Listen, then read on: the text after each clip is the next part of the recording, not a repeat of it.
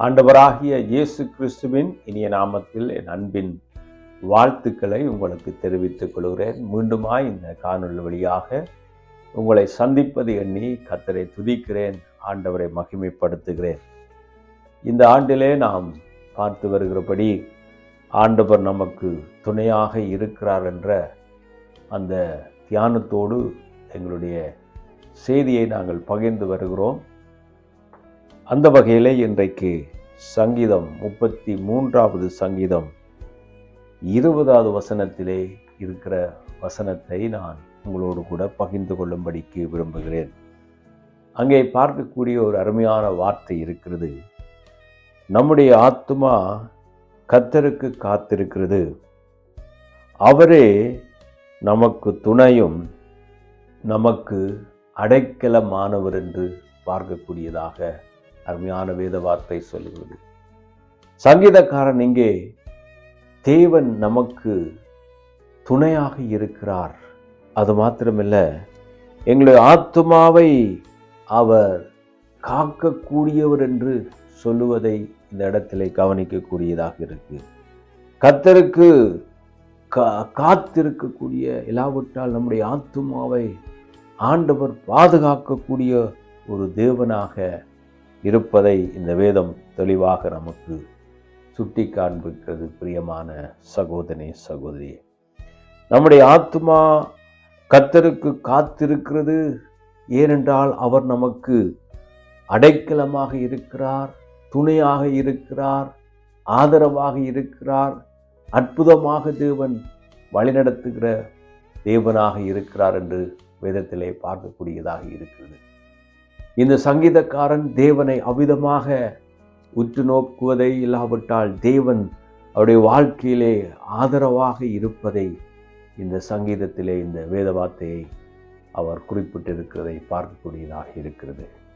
அவரே நமக்கு துணையும் அடைக்கலமானவர், அவரே நமக்கு துணையும் அடைக்கலமானவர் என்று சொல்லும் பொழுது மற்ற எந்த காரியங்களும் அவரை பாதுகாக்க முடியாது என்பதை, மற்ற எந்த செயல்களும் அவருக்கு உதவி செய்ய முடியாது என்பதை அவர் அறிந்திருக்கிறார். பிரியமானவர்களே, என்னை கேட்டுக்கொண்டிருக்கிற அருமையான சகோதரன், சகோதரியே, இந்த வேத வார்த்தையின்படி ஆண்டவர் நமக்கு அடைக்கலமாய் இருக்கிறார், அவர் நமக்கு துணையாக இருக்கிறார் என்பதை மாத்திரமில்லாமல் அவர் மாத்திரம்தான் நமக்கு அடைக்கலமும் துணையுமாக இருக்கிறார் என்ற அந்த உள்ளத்தின் ஆழத்திலே இருந்து வரக்கூடிய நம்பிக்கையும் விசுவாசமும் இன்னும் ஆண்டவரை நேசிக்க, அவரையே பற்றி இருப்பதற்கு இந்த வேத வார்த்தை நமக்கு உதவி செய்கிறது. பிரியமானவர்களே, என்னை கேட்டுக்கொண்டிருக்கிற அருமையானவர்களே, நம்முடைய ஒவ்வொருடைய வாழ்க்கையிலும் இப்படிப்பட்ட ஒரு அறிக்கை, தீர்மானம் எங்கள் வாழ்க்கையிலே உள்ளத்தின் ஆழத்திலே அசைக்க முடியாத ஒரு விசுவாசத்தை, நம்பிக்கையை இந்த வார்த்தை கொடுப்பதாக. அவரே எனக்கு அடைக்கலமானவர், அவரே எனக்கு துணையாக இருக்கிறார் என்ற ஆணித்தரமான விசுவாசத்தின் அடிப்படையிலே, ஆணித்தரமான தேவன் மேல் வைத்திருக்கிற நம்பிக்கையிலே, ஆணித்தரமான அவரையே துணையாக, அடைக்கலமாக, நம்பிக்கையாக, கோட்டையாக, அரணாக அவரையே நாம் நம்பி இருக்கும் பொழுது நிச்சயமாகவே ஆண்டவர் எந்த சூழ்நிலையிலும் நமக்கு அடைக்கலமாகவும் நம்பிக்கையுமாக அவர் இருப்பார் என்பதிலே எந்தவித சந்தேகமும் நமக்கு இருக்காது. இந்த உலகத்திலே நமக்கு நம்பிக்கை தரக்கூடிய அநேகர் எழும்பலாம், அநேகர் நம்முடைய வாழ்க்கையிலே வரலாம். நமக்கு அடைக்கலமும் துணையுமாக இருக்கக்கூடியவர் போன்ற சூழ்நிலைகள், இல்லாவிட்டால் போன்ற மக்கள் நம்முடைய அன்றாட வாழ்க்கையிலே தென்படலாம், காணப்படலாம்.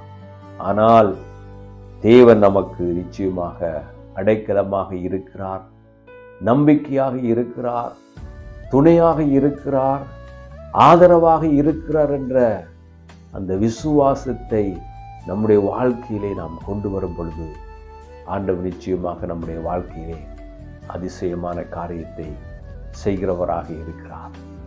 இந்த நாட்களிலே கர்த்தர் நமக்கு துணையாக இருக்கிறார், ஆதரவாக இருக்கிறார் என்ற நம்பிக்கையோடு விசுவாசத்தோடு நாம் அவரை பின்பற்றி வருகிறவர்களா இருக்கிறபடினால் ஆண்டவர் நம்மை ஒருபோதும் கைவிடாதவராக இருக்கிறார்.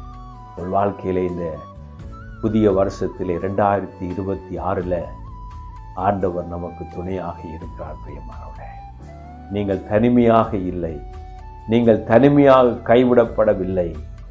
ஆண்டவர் நமக்கு அடைக்கலமாகவும் துணையாகவும் இருக்கிறார் என்ற இந்த நல்ல செய்தி நம்முடைய வாழ்க்கையிலே முன்னேறி செல்வதற்கு, கர்த்தரை பின்பற்றுவதற்கு, நம்முடைய எதிரிகளை மேற்கொள்வதற்கு, எதிர்ப்புகளை மேற்கொள்வதற்கு, சவால்களை மேற்கொள்வதற்கு, நமக்கு வரக்கூடிய எதிரடையாய் இருக்கக்கூடிய காரியங்களை மேற்கொள்வதற்கு, எதிராக எழும்பக்கூடிய சூழ்ச்சிகளை மேற்கொள்வதற்கு ஆண்டவர் நமக்கு துணையாக இருக்கிறார். நான் தனியே இல்லை, எனக்கு பக்கபலமாக என் வலது கையை பிடித்து பயப்படாதே, நான் உனக்கு துணை நிற்கிறேன் என்று சொன்ன அந்த தேவனுடைய வார்த்தையை நாம் பிடித்து கொண்டு 2026 நாம் வீறு நடை போடத்தக்கதாக, வெற்றி நடை போடத்தக்கதாக தேவன் நமக்கு நிச்சயமாக உதவி செய்வார் என்பதை இந்த வார்த்தை மூலமாக நான் வலியுறுத்த விரும்புகிறேன். ஒருவேளை நீங்கள் சோர்ந்து போயிருக்கலாம், எனக்கு ஏது கதி, எனக்கு யார் துணை என்று உங்கள் வாழ்க்கையிலே அங்கலாய்த்து கொண்டிருக்கலாம். உங்கள் அருகாமையிலே தேவன் இருப்பதை உணர்ந்து கொள்ளுங்கள். உங்கள் வலது கையை பிடித்து பயப்படாதே, நான் உனக்கு துணை நிற்கிறேன் என்று அன்றைக்கு யாக்கோப்புக்கு யூதாவுக்கு இஸ்ரவேல் ஜனங்களுக்கு சொன்ன அதே தேவன் எனக்கும் உங்களுக்கும் ஆண்டவர் சொல்லுகிறார், பயப்படாதே, நான் உனக்கு துணை நிற்கிறேன் என்று சொன்ன ஆண்டவர் நிச்சயமாக உங்கள் வாழ்க்கையிலே துணையாக இருப்பார்.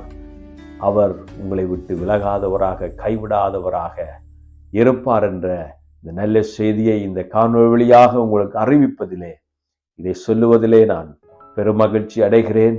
ஒருவேளை எங்கள் காணொளியை நீங்கள் பார்க்கிறவர்கள் இந்த ஆண்டவராகிய இயேசு கிறிஸ்துவை அறியாத நபராக இருக்கும் பொழுது ஆண்டவர் உங்களை நேசிக்கிறார்.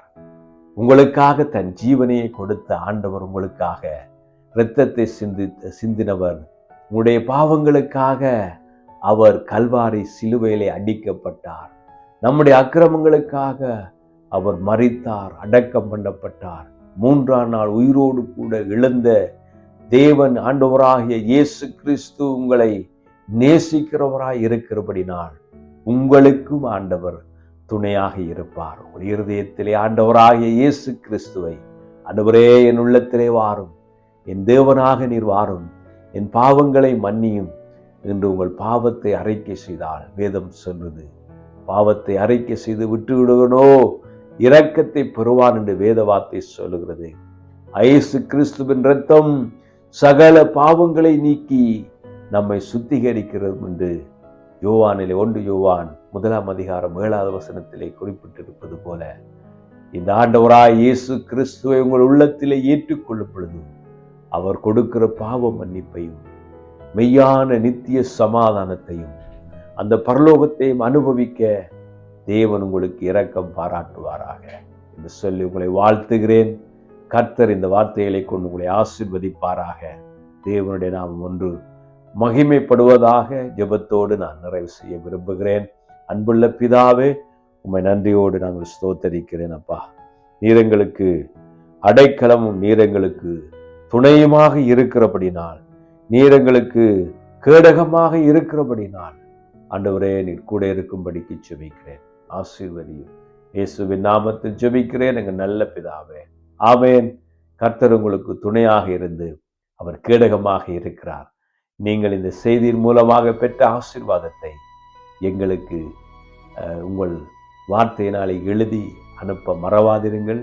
எங்களுடைய கமெண்ட் பாக்ஸில் அதை பதிவு செய்யுங்கள். கர்த்தர் உங்களை ஆசீர்வதிப்பாராக. இன்னும் ஒரு காணொளியிலே சந்திக்கும் வரை தேவனுடைய கிருபையும் இரக்கமும் சமாதானமும் உங்களையும் உங்கள் குடும்பத்தையும் சூழ்ந்திருப்பதாக. ஆமென். God bless you. ஆமென்.